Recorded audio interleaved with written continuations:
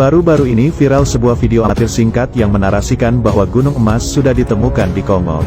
Kongo sendiri merupakan suatu negara di bagian tengah sampai barat benua Afrika. Nama resmi negaranya adalah Republik Demokratik Kongo.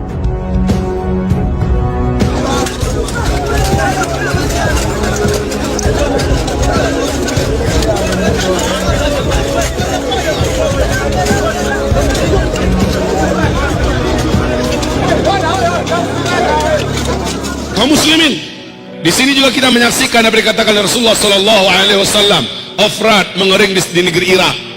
Apabila dia mengering, akan ketemu nanti gunung emas, kata Rasulullah. Tidak akan terjadi kiamat sampai sungai Efrat mengering terlebih dahulu. Sejak 2014, bulan Maret 2014, apa yang dikatakan oleh NASA Amerika di New York Times pada tanggal 12 Februari 2013 jadi kenyataan bahwa sungai Efrat mengering di 2014. Sampai hari ini sungai Efrat sudah tidak lagi berair sedikit pun. Ternyata New York Times sudah mengumumkan di 2013 tanggal 12 Februari bahwa sungai Efrat menurut NASA sudah susut airnya, mengurang airnya 60%. Kata mereka 2014 sungai Efrat kering total. Kering sudah sekarang 100%. Sungai terbesar di Timur Tengah itu ada 3, Nil, Tigris, dan Efrat. Dan Efrat itu induknya atau sumber kepalanya adalah di Turki, lehernya di Syria, bodinya di Irak, ekornya di Iran. Sungai ini sekarang sudah tidak bisa lagi dinikmati oleh umat manusia di negeri Irak. Kaum muslimin yang kami muliakan, Masya Allah. Dan apa yang dikatakan oleh George Bush membuktikan hadis Nabi. Nabi mengatakan tidak akan terjadi kiamat sampai mengering terlebih dahulu sungai Efrat. Keringnya sungai Efrat akan menyebabkan munculnya atau ditemukannya gunungan emas yang ada di negeri Irak, yang menjadikan kaum lelaki di muka bumi ini akan berlomba-lomba ke sana untuk memperebutkan gunung emas tersebut, dan mereka berperang. Dalam setiap 100 orang yang berperang akan terbunuh 99, satu yang tersisa hidup dari 100 orang. Setiap mereka berkata, semoga satu orang yang bertahan hidup itu sayalah orangnya. Di hadis yang lain, Nabi mengisyaratkan ketidaksukaannya kalau umatnya ikut berperang di sana demi memperebutkan gunung emas tersebut. Ibadah Allah yang kami muliakan, sungai Efrat sudah kering. Dan ini tidak bisa ditutup-tutupi. Juga tidak bisa direkayasa keringnya sungai Efrat. Dan George Bush,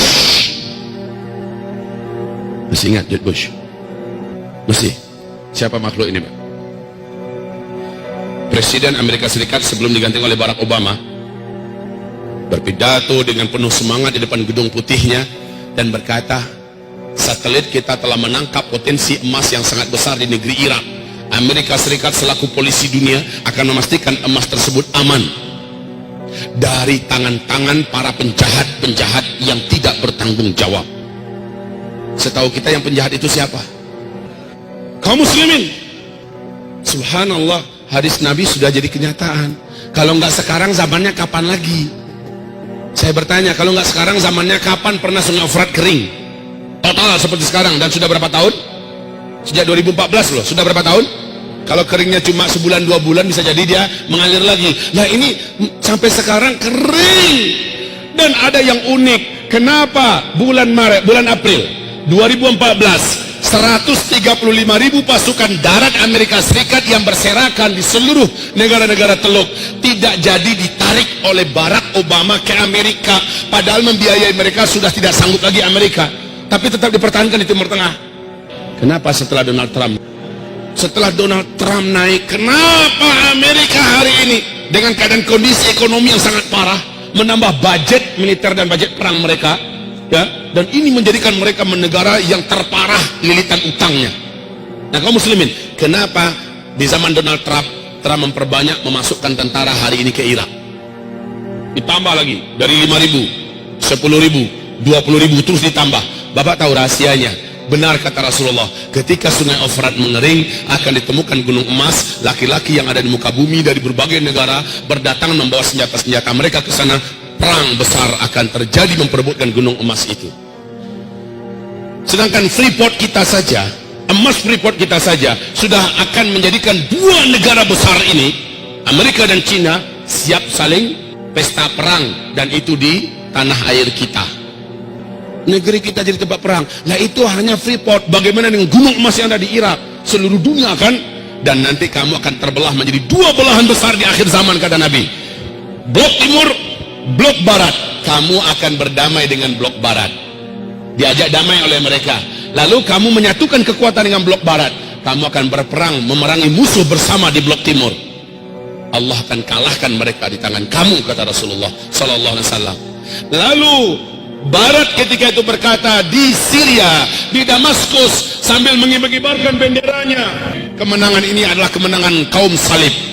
Padahal mereka kolaborasi dengan dunia Islam, tapi mereka mengumumkan kemenangan adalah kemenangan salib. Maka terjadilah perang antara kalian dengan barat, dan Allah menangkan kalian. Perang itu dikenal oleh dunia barat dengan sebutan di kitab Taurat, di kitab Injil dengan perang Armageddon. Kalau dalam hadis disebut dengan Malhamah Al-Kubra, dan itu terjadinya nanti di Syam, tepatnya di Syria, Ghutah, A'maq, dan Dabiq. Kaum muslimin yang kami muliakan, hari ini kita melihat arah dunia menuju ke situ. Arah dunia sekarang sedang menuju kepada perpecahan dan peperangan besar. Ada nggak masuk ke bapak masing-masing, ke ibu-ibu di Androidnya, tentang pidato terakhir Donald Trump yang akan melakukan kunjungan perdamaian, kunjungan damai ke Arab Saudi, ke negeri Arab lainnya. Mereka adalah sekutu kami di dunia timur. Kita akan membuatkan kekuatan kita menjadi kembali nyata, bla bla bla bla. Inilah kunjungan terindah yang pernah ada sepanjang sejarah Amerika, kata Donald Trump. Ada dengar nggak? Ada dengar nggak? Padahal sebelum dia naik, apa ancamannya dengan dunia Islam?